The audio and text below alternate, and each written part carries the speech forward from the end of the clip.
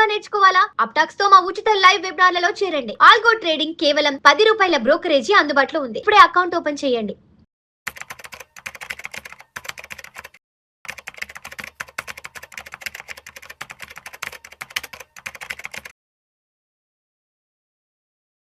నమస్తే, నేను వెల్లి చక్రధర్. ఇవాళ మనం అందరూ నన్ను అడిగే క్వశ్చన్స్ ఏంటంటే ఫ్లెక్సీ క్యాప్స్లో ఏది తీసుకోవాలి అంటారండి. సాధారణంగా మనం అందరం తెలుసు, మనం కనుక ఒక వాల్యూ రీసెర్చ్ కానివ్వండి, మనీ కంట్రోల్ కానివ్వండి, అలాగే చూస్తే మనకి ఈటీ మనీ కానివ్వండి, వీటిలో చూస్తే ఫ్లెక్సీ క్యాప్స్ వస్తాయి ఆ కేటగిరీలో తీసుకుంటే. అలాగే మిడ్ క్యాప్స్ వస్తాయి, ఒక మంచి టాప్ మిడ్ క్యాప్స్ అంటే. కానీ మనం చూస్తే ఇయర్ ఆన్ ఇయర్, అంటే లాస్ట్ ఇయర్ మిడ్ క్యాప్స్ ఏదైతే టాప్లో ఉన్నాయో ఈ ఇయర్కి వచ్చేసరికల్లా మిడ్ క్యాప్స్ మారిపోతున్నాయి. అలాగే ఫ్లెక్సీ క్యాప్స్ ఏవైతే తీసుకున్నామో 2023లో బెస్ట్ మిడ్ క్యాప్స్ అని చెప్పి ఇవాళ అవి లేవు. ఆ ప్లేస్లో వేరే మ్యూచువల్ ఫండ్స్ వచ్చాయి, వేరే కంపెనీ వాళ్ళ మిడ్ క్యాప్స్ వస్తున్నాయి. సో మీరు ఎప్పుడైనా గమనించండి, ప్రతి 5 ఇయర్స్కి కానివ్వండి, ప్రతి 3 ఇయర్స్కి కానివ్వండి, ఈ టాప్ ఫండ్స్ ఏవైతే ఉంటాయో అవి మారిపోతూ ఉంటాయి. ఎందుకు అని చాలామంది కన్ఫ్యూజన్గా ఉంటారు. ఎందుకంటే చూడండి, అందరూ ఫండ్ మేనేజర్లకి మంచి ఎక్స్పీరియన్స్ ఉంది, అందరూ కూడా చార్టెడ్ అకౌంటెంట్సే ఉన్నారు, అలాగే అందరూ క్వాలిఫికేషన్ చూస్తే CFA ఉన్నారు. సో అందరూ క్వాలిఫికేషన్ ఈక్వల్గానే ఉంది. అలాగే చూస్తే మనకి అందరి దగ్గర ఆల్రెడీ కొన్ని వేల కోట్లు మేనేజ్ చేసిన ఎక్స్పీరియన్స్ అయితే ఉంది. కానీ ఒక పర్ఫార్మెన్స్ మాత్రం మారిపోతూ ఉంది. ఎందుకు అని చాలామంది అనుకుంటారు. ఇప్పుడు చూడండి, ఒక ఫ్లెక్సీ క్యాప్ తీసుకుందాం, 3 కంపెనీ ఫ్లెక్సీ క్యాప్. ఒక కంపెనీ ఫ్లెక్సీ క్యాప్ మనకి 18% ఇచ్చి ఆల్ టైమ్ నెంబర్ 1లో చూపిస్తుంది. నెక్స్ట్ ఇంకొక ఫ్లెక్సీ క్యాప్, ఇంకో కంపెనీకి సంబంధించిన ఫ్లెక్సీ క్యాప్ తీసుకుంటే అది 12% వస్తుంది, ఇంకో 10% ఇస్తుంది. సో ఇట్లా ఎందుకు మనకి ఇంత వేరియేషన్ ఉంది? ఒకటే మన అందరూ ఈక్వల్గానే క్వాలిఫికేషన్ ఉంది ఫండ్ మేనేజర్లకి, అందరూ రిపోర్ట్స్ కొనుక్కుంటారు బయట నుంచి, టీం కూడా బాగా ఉంటుంది. అలాగే చూస్తే ఎందుకు అని కారణం తీసుకుంటే వాటి వెనకాల స్ట్రాటజీస్ ఉంటాయండి. చాలామంది తెలియదు.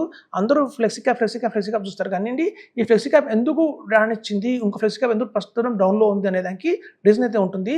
చూడండి, కొన్ని మొమెంటం బెస్ట్ ఫ్లెక్సీ క్యాప్స్ ఉంటాయి. మనకి తెలుసు, ఇండియాలో లాస్ట్ 10 ఇయర్స్ నుంచి ఏదో ఒక మంచి పర్ఫార్మింగ్ చేస్తున్న ఫ్లెక్సీ క్యాప్ ఈ మధ్య కొంచెం దాని రిటర్న్ తగ్గిపోయింది సార్, అదంతా పర్ఫార్మెన్స్ చేయట్లేదు, ఒకప్పుడు బాగానే ఇచ్చిన రిటర్న్స్ ఇప్పుడు ఏమైంది అని క్వశ్చన్స్ అడుగుతున్నారు మమ్మల్ని. చూడండి, ఒక మొమెంటం బేస్డ్ ఒక ఫ్లెక్సీ క్యాప్ ఏదైతే ఉంటుందో, సో మొమెంటం ఫ్లెక్సీ క్యాప్ ఎప్పుడైతే ఒక బుల్ రన్లో ఒక ర్యాలీలో ఒక 10 ఇయర్స్ దాకా బాగానే పర్ఫార్మ్ చేస్తుందండి. తర్వాత మళ్ళీ మొమెంటంలో పోయింది హవా, ఇప్పుడు యాక్చువల్గా వాల్యూ నడుస్తుంది, క్వాలిటీ బాగా పైకి వెళ్తున్నప్పుడు ఆటోమేటిక్గా క్వాలిటీకి సంబంధించిన ఫ్లెక్సీ క్యాప్లు ఏవైతే ఉంటాయో అవి మళ్ళీ పుంజుకుంటాయి, మన మొమెంటం పడిపోతుంటుంది. మధ్యలో చూడండి, క్వాలిటీ సంబంధించిన కొన్ని ఫ్లెక్సీ క్యాప్లు ఉంటాయి, అలాగే క్వాలిటీ సంబంధించిన కొన్ని మిడ్ క్యాప్లు ఉంటాయి. అవి అమాంతం మళ్ళీ కొన్ని ఇయర్స్ దాకా మళ్ళీ అవి పర్ఫార్మెన్స్ చేయడం మొదలు పెడుతుంది. జనరల్గా నేను చెప్తుంటాను, మా దగ్గర వచ్చిన ఇన్వెస్టర్కి లాస్ట్ టైం ఒక 1 year బ్యాక్ ఒక ఇన్వెస్టర్ కలిశారు. ఆయనకి నేను మొత్తం 4 మిడ్ క్యాప్స్ ఇచ్చాను, ఒక కంపెనీ మిడ్ క్యాప్, ఈ కంపెనీ మిడ్ క్యాప్ అని. ఆయన అన్నారు, సరే డైవర్సిఫికేషన్ లేదు కదా, మనం ఎప్పుడు డైవర్సిఫికేషన్ చేసుకుంటే బాగుంటుంది, ఒక ఫ్లెక్సీ క్యాప్ యాడ్ చేద్దాము, ఒక మల్టీ క్యాప్ యాడ్ చేద్దాము, అలాగే ఒక లార్జ్ క్యాప్ యాడ్ చేద్దాము అని. సో ఇప్పుడు చూడండి, ఆయనకు వచ్చి గోల్ ఏంటంటే కేవలం 12 ఇయర్స్ మాత్రమే రిటైర్మెంట్ ఉంది. ఆ 12 ఇయర్స్లో ఆయనకి 2 years దాకా కావాల్సి వస్తుంది.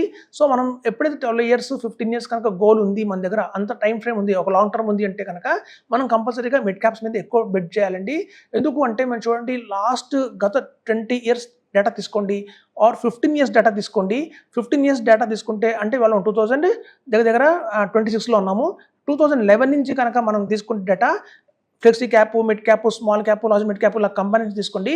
ఏవైతే ఎక్కువ రిటర్న్స్ ఇచ్చాయి అంటే CAGR ఏదైతే ఎక్కువ వచ్చిందంటే మిడ్ క్యాప్స్లోనే ఎక్కువ మనకి కనిపించిందండి. ప్రామినెంట్గా మిడ్ క్యాప్స్ అన్ని కూడా ఆటోమేటిక్గా మంచి రిటర్న్స్ అయితే ఇచ్చాయి.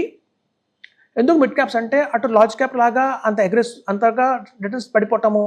చూడండి, లార్జ్ క్యాప్ అనగానే మనకు తెలుసు అందరికీ రిటర్న్స్ ఎక్కువ రావు, ఎందుకంటే అవన్నీ ఓవర్ వాల్యూ అయిపోయి ఉంటాయి, అందులో పెద్ద హోల్డింగ్స్ ఉంటాయి అందులో. సో కాబట్టి అవి పెద్దగా రాణించవు. అలానే స్మాల్ క్యాప్స్ తీసుకుంటే రిస్క్ ఎక్కువ ఉంటుంది. సో మీడియంగా మిడ్ క్యాప్ అయితే బెటర్ ఉంటుందండి. చూడండి, మీరు మిడ్ క్యాప్ ఫండ్స్లో కూడా మేము అనుకుంటాము, సార్ మిడ్ క్యాప్స్ అన్నీ ఒకలా ఉండవు. ఎందుకు అంటే మిడ్ క్యాప్లో యాజ్ పర్ రూల్ ఏంటంటే 65% మిడ్ క్యాప్లో పెడతారు. అది కాకుండా వాళ్ళకి ఇంకో ఆప్షన్ ఉంటుంది, రిమైనింగ్ బ్యాలెన్స్ 40% ఎక్కడ పెట్టాలి, 35% ఎక్కడ పెట్టాలి అని. కొంతమంది ఏమో ఎక్కువ అలొకేషన్ లార్జ్ క్యాప్ ఇస్తారు, కొంతమంది ఏమో ఎక్కువ అలొకేషన్ స్మాల్ క్యాప్ ఇస్తారు. సో మిడ్ క్యాప్ ఎక్కువ అలొకేషన్ బ్యాలెన్స్ 35% ఏదైతే ఉందో అది స్మాల్ క్యాప్లో పెట్టిన వాళ్ళకి రిటర్న్ ఒకలాగా వస్తుంది, ఆ 35%ని ఎక్కువ లార్జ్ క్యాప్లో పెట్టిన వాళ్ళకి రిటర్న్ వేరుగా వస్తుంది. సో మనం చూడటానికి మిడ్ క్యాప్స్ లాగానే అనిపిస్తాయి, కానీ వాటి వెనకాల ఉన్న అలొకేషన్ ఏదైతే ఉంటుందో దాన్ని బట్టి కూడా, అలాగే దాని వెనకాల ఉన్న స్ట్రాటజీ ఏదైతే ఉందో, కొన్ని మొమెంటం బేస్డ్ మిడ్ క్యాప్స్ ఉంటాయి, కొన్ని వాల్యూ బేస్డ్ మిడ్ క్యాప్స్ ఉంటాయి, కొన్ని క్వాలిటీ బేస్డ్ మిడ్ క్యాప్స్ ఉంటాయి. సో ఇక్కడ డిఫరెన్స్ వల్ల కూడా మనకి రిటర్న్స్ తేడా వచ్చేస్తుంది. సో కాబట్టి మనం అనుకుంటాం చూడటానికి అన్ని మిడ్ క్యాప్స్ లానే ఉంటాయి, కానీ వాటి వెనకాల చూస్తే చాలా డిఫరెన్స్ అయితే ఉంటుంది. మీకు ఒక అర్థమయ్యేలాగా ఒక మంచి ఎగ్జాంపుల్ చెప్తాను. సపోజ్ ఒక 1వ తరగతి పిల్లాడిని తీసుకొచ్చి ఆ 1వ తరగతి పిల్లాడికి మీరు 2+2+2+2+ అని ఒక 10 టైమ్స్ రాయండి. రాసి ఎంత వస్తుంది ఆన్సర్ అంటే అతను ఏం చేస్తాడంటే ఫస్ట్ 2 తీసుకుంటాడు. తర్వాత ఆ 2కి ఇంకో 2 యాడ్ చేస్తాడు. 2 3 + 1 4 అని 4 చెప్తాడు. ఆ 4కి మళ్ళీ ఇంకో 2 యాడ్ చేసుకుంటాడు. అలా వేళ్ళతో యాడ్ చేసుకుంటూ 20 అని ఆన్సర్ రాస్తాడు. అదే మనం సెకండ్ క్లాస్ పిల్లని అడిగామనుకుంటుంది సేమ్ క్వశ్చన్ ఇచ్చి ఫస్ట్ అతను ఏం చేస్తాడంటే అందులో ఎన్ని 2s ఉన్నాయో అది కౌంట్ చేస్తాడు. అంటే 1 2 3 4 5 6 7 8 9 10. సో 10 2s ఉన్నాయి కాబట్టి 2 × 10 20 అని చెప్తాడు. సో ఇక్కడ చూసారా డిఫరెన్స్ అదేనండి. మీ కళ్ళకేమో ఫ్లెక్సీ క్యాప్లన్నీ ఒకేలా కనిపిస్తాయి, మిడ్ క్యాప్లన్నీ ఒకేలా కనిపిస్తాయి, స్మాల్ క్యాప్లన్నీ ఒకేలా కనిపిస్తాయి. కానీ మేము చూసే విధానం వేరుగా ఉంటుంది. ఒక మిడ్ క్యాప్ ఇంకో మిడ్ క్యాప్ డిఫరెన్స్ ఏంటి, ఎందుకు అందులో పర్ఫామ్ చేసింది ఒకటి ఎందుకు పర్ఫామ్ చేయలేదు అని చూస్తాము. సో మేము ఎప్పుడు మిడ్ క్యాప్స్కి బ్యాక్లో ఏం జరుగుతుంది వర్క్స్ అని చూస్తాము. దాన్ని బట్టి మనం ఆ మిడ్ క్యాప్ తీసుకోవాలా లేదా అనేది మనం డిసైడ్ అవుతాము. సో ఇండియాలో దగ్గర 30 మిడ్ క్యాప్స్ ఉన్నాయండి. అందులో మేము బెస్ట్ ఆఫ్ ద నాలెడ్జ్తో మేము ఒక 4 మిడ్ క్యాప్స్ తీసుకుంటాము. ఇది 4 మిడ్ క్యాప్స్ చాలంటే మిమ్మల్ని 12 ఇయర్స్లోనే ఆర్ 15 ఇయర్స్లోనే మీకు అమాంతం మీరు అనుకున్నట్టుగా 1 CR 2 CR వస్తుంది. ఇంత ఎస్ఐపి చేయాలి అని చెప్తాం అన్నట్టు. సో కాబట్టి అలా ఉంటుందండి స్ట్రాటజీ అనేది. సో మనం చూస్తే ఎప్పుడైనా డైవర్సిఫికేషన్ చేసుకోకండి.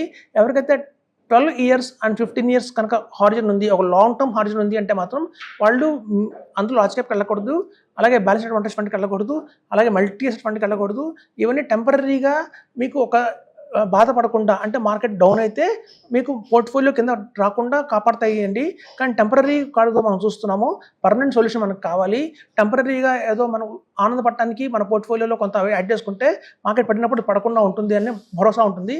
కానీ ఇక్కడ చూడండి మనం మిడ్ క్యాప్స్ అలా కాకుండా లాంగ్ టర్మ్ ఎవరైతే 15 ఇయర్స్ హారిజన్ తీసుకున్నారు, 12 ఇయర్స్ హారిజన్ తీసుకున్నారు అనుకోండి, వాళ్ళకి మార్కెట్ మనం ఇవాళ రేపు చూసుకోక్కర్లేదు. మొత్తం 20 ఇయర్స్ తర్వాత 15 ఇయర్స్ తర్వాత మనం ఎంత లాంగ్ టర్మ్ ఉంది కాబట్టి మనం ఇట్లాంటివన్నీ యాడ్ చేసుకోవడం వల్ల బ్యాలెన్స్ అడ్వాంటేజ్ ఫండ్ని కానివ్వండి, మల్టీ ఫండ్ కానివ్వండి, లార్జ్ క్యాప్ కానివ్వండి, ఫ్లెక్సీ క్యాప్ కానివ్వండి, ఇట్లాంటి యాడ్ చేసుకోవడం వల్ల మల్టీ క్యాప్ ఫండ్ కానివ్వండి యాడ్ చేసుకోవడం వల్ల ఏమవుతుందంటే మన రిటర్న్ ఏదైతే ఉంటుందో మిగతా అన్ని లాంగ్ టర్మ్లో 18% ఇస్తాయి. మీ పోర్ట్ఫోలియోలో ఉన్న 1 2 స్మాల్ క్యాప్ మిడ్ క్యాప్లు 18% ఇస్తాయి.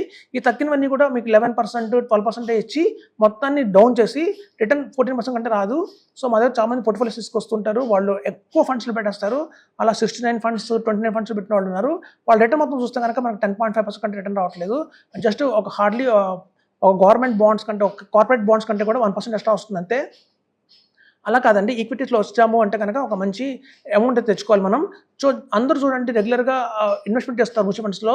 ఎందుకు చేస్తారు అంటే మన పక్కింటి వాళ్ళు చేస్తున్నారు, ఎదురింటి వాళ్ళు చేస్తున్నారు, మన కజిన్స్ చేస్తున్నారు, మన రిలేటివ్స్ చేస్తున్నారు, అందరూ చేస్తున్నారు కాబట్టి మనం కూడా మ్యూచువల్ ఫండ్ చేయాలి అనే ఒక కేటగిరీ ఒకటి ఉంటుంది. కాదు మనం మ్యూచువల్ ఫండ్స్లో మొదలు పెట్టాము అంటే కనుక అట్లీస్ట్ 1 CR 2 CR తీసుకోవాలి అనే దృఢ సంకల్పంతో కొంతమంది ఉంటారు. సో అట్లాంటి వాళ్ళందరూ కూడా ఒక రాంగ్ అయితే చేయకండి.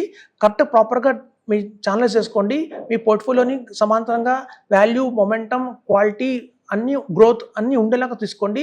సో అలా కనుక తీసుకుంటేనే పోర్ట్ఫోలియో మీకు లాంగ్ రన్లో మీరు అనుకున్నట్టుగా అచీవ్ అవుతారు. 1 crore 2 crores 3 crore ఎంతైనా అమౌంట్ కావచ్చు. సో అలా కాకుండా బ్లైండ్గా కనుక మనం వచ్చిన ఫండల్లా విన్న ఫండల్లా కనుక కనెక్షన్ చేసుకుంటూ వస్తున్నారు, ఒక అడ్వైజర్ చెప్పారని ఆ ఫండ్, ఒక అడ్వైజర్ చెప్పారని ఈ ఫండ్ యాడ్ చేసుకుంటూ పోతే కనుక మీ పోర్ట్ఫోలియోలో చూసుకోవడానికి ఒక 20 30 15 ఫండ్స్ ఉంటాయి కానీ రిటర్న్ జనరేట్ చేసే మాత్రం హార్డ్లీ 3 or 4 ఉంటాయి. తర్వాత టైం అంతా వేస్ట్ అయిపోతుందని చెప్తున్నాను. సో కాంపౌండ్ ఇంట్రెస్ట్కి టైం మోస్ట్ ఇంపార్టెంట్. టైం ఉండాలి, at the same time return కూడా రావాలి, వాల్యూ కూడా ఉండాలి. సో ఎట్లా కనుక మనం ఫాలో అయితేనే ఎక్స్ట్రా రిటర్న్స్ తెచ్చుకోవచ్చు అని చెప్తున్నాను. థ్యాంక్స్ అండి.